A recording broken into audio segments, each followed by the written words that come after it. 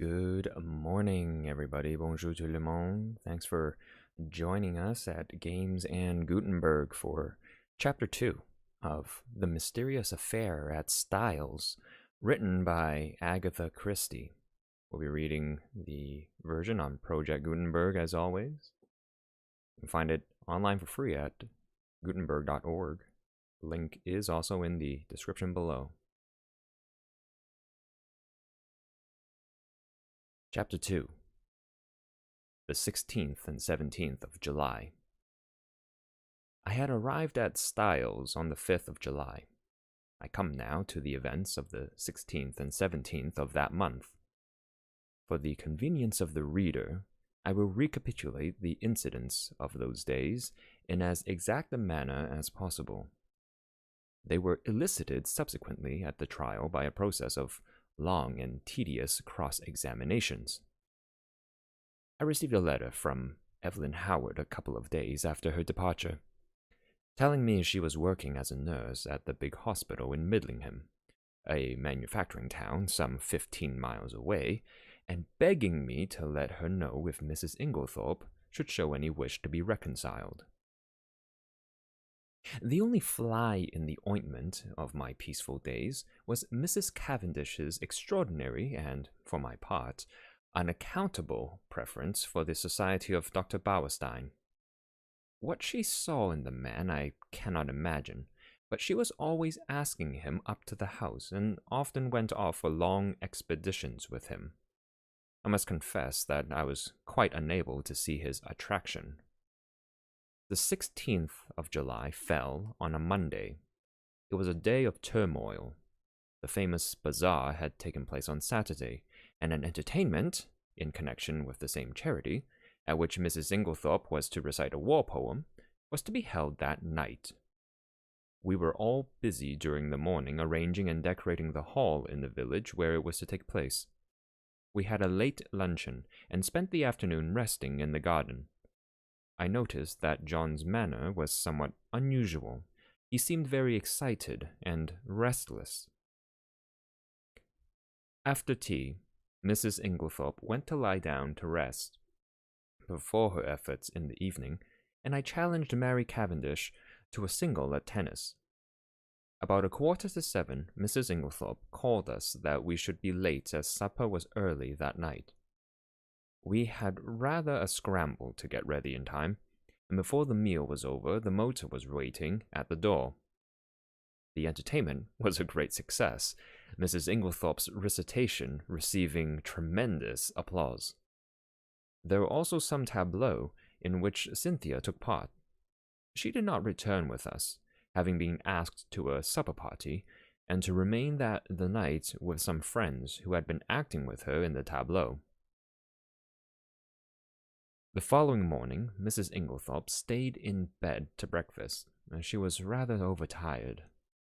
But she appeared in her briskest mood about 12:30, and swept Lawrence and myself off to a luncheon party. "Such a charming invitation from Mrs. Ralston, Lady Tadminster's sister, you know. The Rollestons came over with the Conqueror, one of our oldest families." Mary had excused herself on the plea of an engagement with Dr. Bauerstein. We had a pleasant luncheon, and as we drove away, Lawrence suggested that we should return by Tadminster, which was barely a mile out of our way, and pay a visit to Cynthia in her dispensary. Mrs. Inglethorpe replied that this was an excellent idea, but as she had several letters to write, she would drop us there, and we could come back with Cynthia in the pony trap.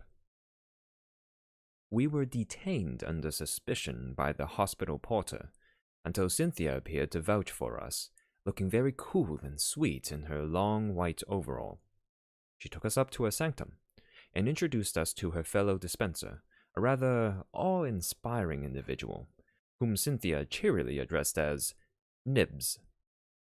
"What a lot of bottles!" I exclaimed, as my eye traveled round the small room.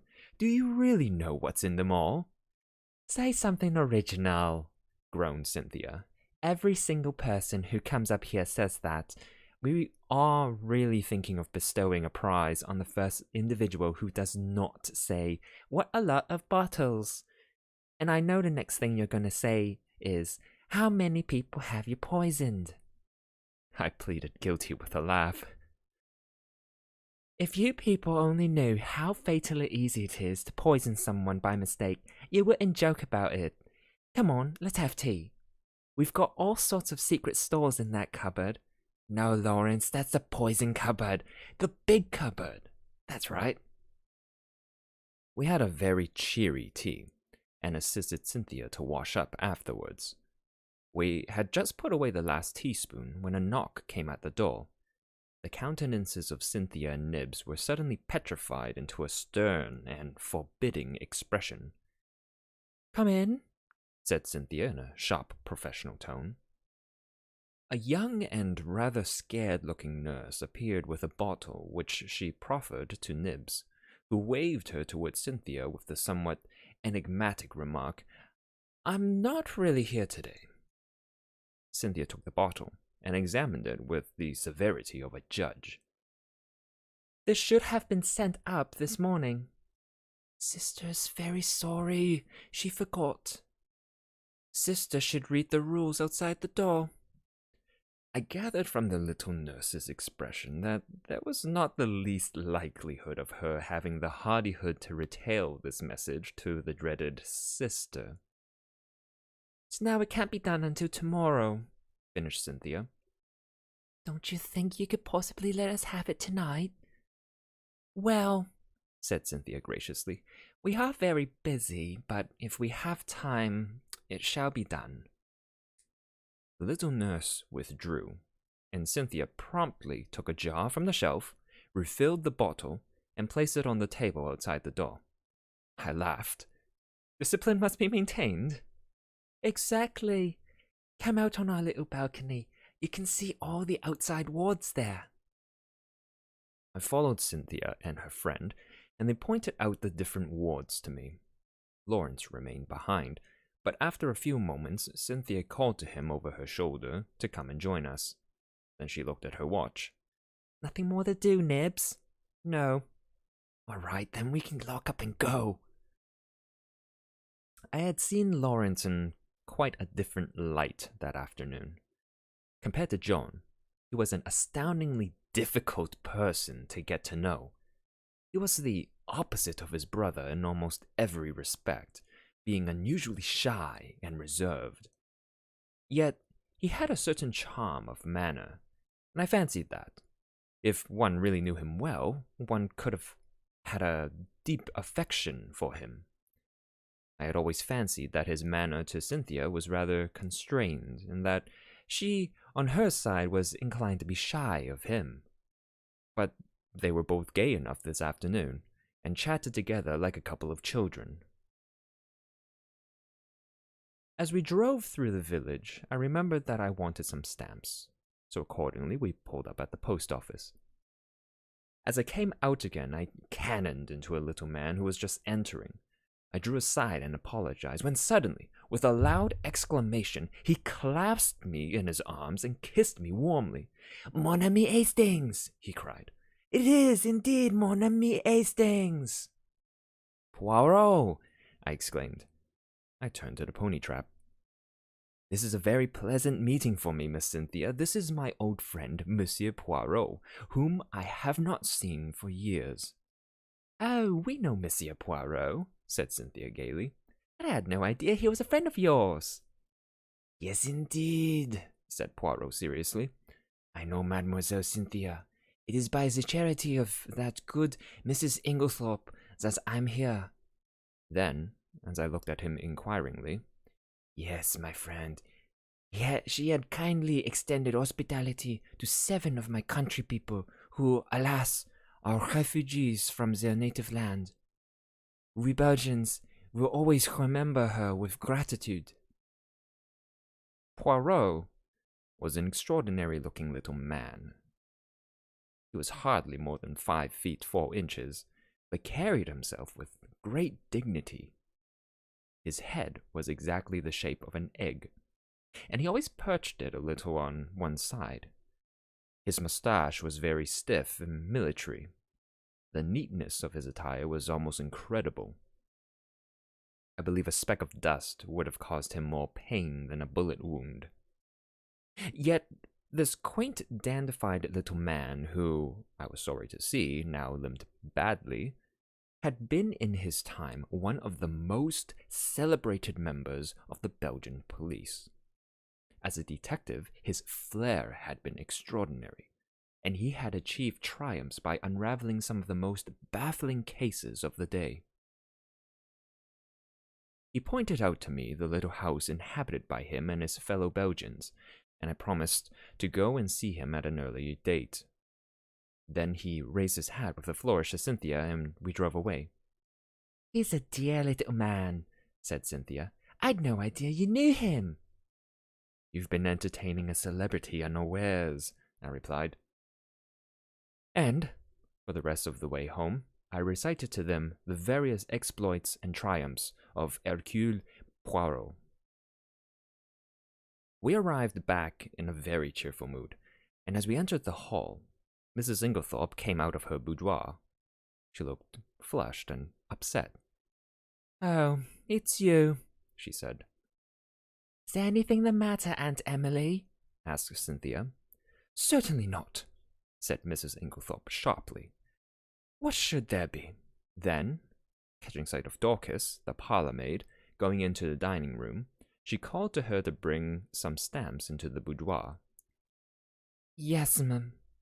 The old servant hesitated, then added diffidently, "Don't you think, ma'am, you'd better get to bed? You're looking very tired."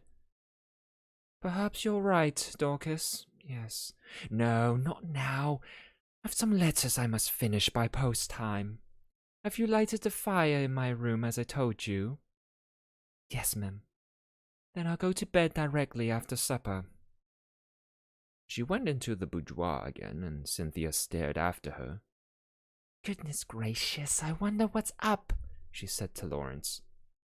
He did not seem to have heard her, for without a word he turned on his heel and went out of the house. I suggested a quick game of tennis before supper, and, Cynthia agreeing, I ran upstairs to fetch my racket. Mrs. Cavendish was coming down the stairs. It may have been my fancy, but she, too, was looking odd and disturbed. "Had a good walk with Dr. Bauerstein?" I asked, trying to appear as indifferent as I could. "I didn't go," she replied abruptly. "Where's Mrs. Inglethorpe?" "In the boudoir." Her hand clenched itself on the banisters. Then she seemed to nerve herself for some encounter, and went rapidly past me down the stairs across the hall to the boudoir, the door of which she shut behind her. As I ran to the tennis court a few moments later, I had to pass the open boudoir window, and was unable to help overhearing the following scrap of dialogue. Mary Cavendish was saying in the voice of a woman desperately controlling to herself, "Then you won't show it to me?" To which Mrs. Inglethorpe replied, "My dear Mary, it has nothing to do with that matter." "Then show it to me." "I tell you, it is not what you imagine. It does not concern you in the least." To which Mary Cavendish replied with rising bitterness, "Of course I might have known you would shield him." Cynthia was waiting for me, and greeted me eagerly with, "I say, there's been the most awful row. I've got it all out of Dorcas." "What kind of row?" "Between Aunt Emily and him. I do hope she's found him out at last." "Was Dorcas there, then?" "Of course not. She happened to be near the door. It was a real old bust-up. I do wish I knew what it was all about." I thought of Mrs. Rake's gypsy face, and Evelyn Howard's warnings, but wisely decided to hold my peace, whilst Cynthia exhausted every possible hypothesis, and cheerfully hoped Aunt Emily will send him away and will never speak to him again. I was anxious to get hold of John, but he was nowhere to be seen. Evidently, something very momentous had occurred that afternoon. I tried to forget the few words I had overheard, but Do what I would, I could not dismiss them altogether from my mind. What was Mary Cavendish's concern in the matter? Mr. Inglethorpe was in the drawing-room when I came down to supper. His face was impassive as ever, and the strange unreality of the man struck me afresh. Mrs. Inglethorpe came down at last. She still looked agitated, and during the meal there was a somewhat constrained silence. Inglethorpe was unusually quiet. As a rule, he surrounded his wife with little attentions, placing a cushion at her back, and altogether playing the part of the devoted husband. Immediately after supper, Mrs. Inglethorpe retired to her boudoir again. "Send my coffee in here, Mary," she called.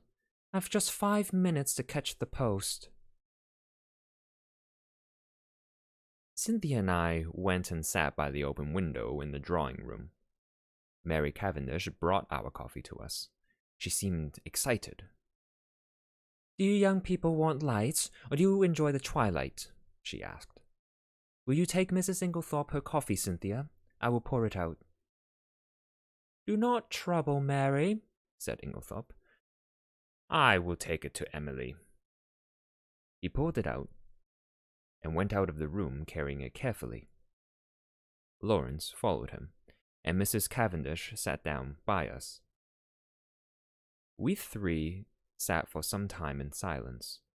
It was a glorious night, hot and still.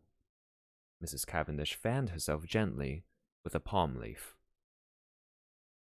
"It's almost too hot," she murmured. "We shall have a thunderstorm." Alas, that these harmonious moments can never endure. My paradise was rudely shattered by the sound of a well-known and heartily disliked voice in the hall. "Dr. Bauerstein!" exclaimed Cynthia. "What finely timed to come!"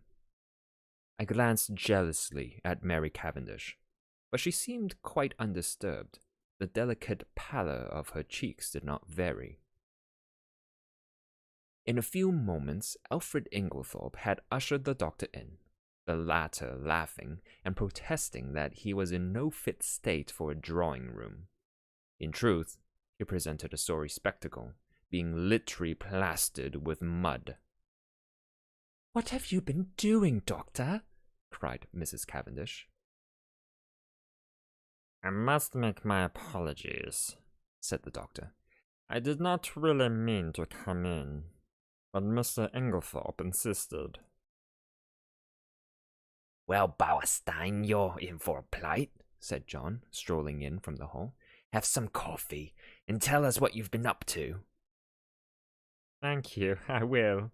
He laughed rather ruefully, as he described how he had discovered a very rare species of fern in an inaccessible place, and in his efforts to obtain it had lost his footing and slipped ignominiously into a neighboring pond.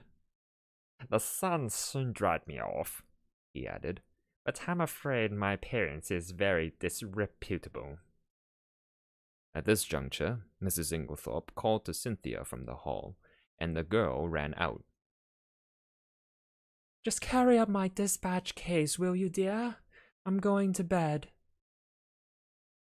The door into the hall was a wide one. I had risen when Cynthia did. John was close by me.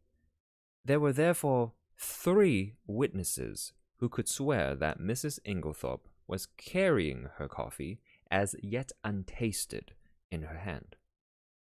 My evening was utterly and entirely spoilt by the presence of Dr. Bauerstein. It seemed to me the man would never go. He rose at last, however, and I breathed a sigh of relief. "I'll walk down to the village with you," said Mr. Inglethorpe. "I must see our agent over those estate accounts." He turned to John. "No one need sit up. I will take the latchkey."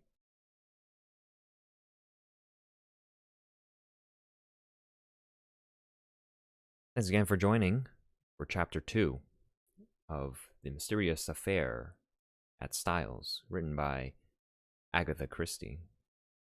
This was a shorter reading, but enjoyable one with more abundance of characters. Join us next Sunday at 10:30 in the morning, Eastern Time, 9:30 Central, 11:30 Atlantic. Join us next week for Chapter 3, The Night of the Tragedy. If you are so inclined to watch some video games, be narrated, you can join on Wednesday evening at 8:30 p.m. Eastern, where this week we will go through martial law. Aside from that, have a great rest of the morning and a great rest of the day and a great rest of the week. Thanks again for joining. Take care.